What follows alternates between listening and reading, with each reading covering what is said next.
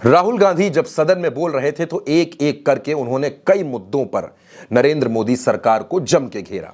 चाहे वो अदानी अंबानी का मुद्दा हो, चाहे वो महंगाई का मुद्दा हो, मणिपुर का मुद्दा हो, अग्निवीर का मुद्दा हो, तमाम मुद्दों पर राहुल गांधी ने खूब घेरा।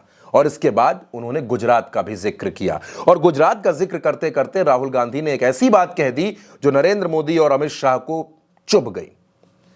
राहुल गांधी ने डंके की चोट पर कह दिया कि हम इस बार गुजरात में आपको चुनाव हराएंगे और इस बात को आप नोट करके रखिए। और आपको गुजरात में हराएंगे इस बार।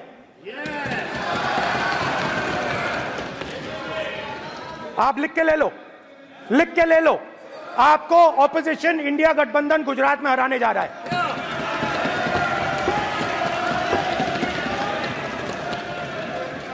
दोस्तों, जैसे ही राहुल गांधी ने इस बात का ऐलान किया, सदन में भाजपा की तरफ एक सन्नाटा सा छा गया, क्योंकि राहुल गांधी लंबे वक्त से भारत जोड़ो यात्रा के तहत पूरे देश का दौरा कर रहे थे।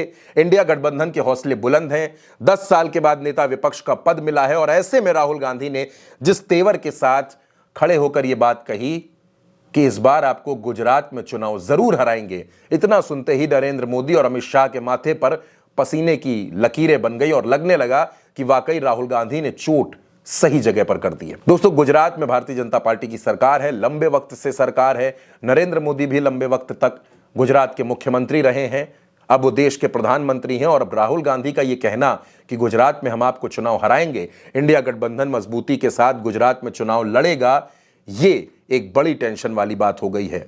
क्योंकि इंडिया गठबंधन जितनी सीटें जीतकर विपक्ष में आया है, उसकी संख्या पिछली बार की अपेक्षा बहुत ज्यादा मजबूत है। 10 साल बाद यह मौका आया है कि कांग्रेस को नेता विपक्ष का पद मिला है और नेता विपक्ष बनने के बाद अपने पहले ही भाषण में राहुल गांधी ने सरकार की बखिया उधेड़ दी। ऐसे ऐसे मुद्दों पर घेरा, ऐसे ऐसे मुद्दों पर घेरा कि बीजेपी को भी समझ नहीं आया कि आखिर इनका जवाब कैसे दिया जाए। पूरी बीजेपी एक तरफ थी और राहुल गांधी एक तरफ थे।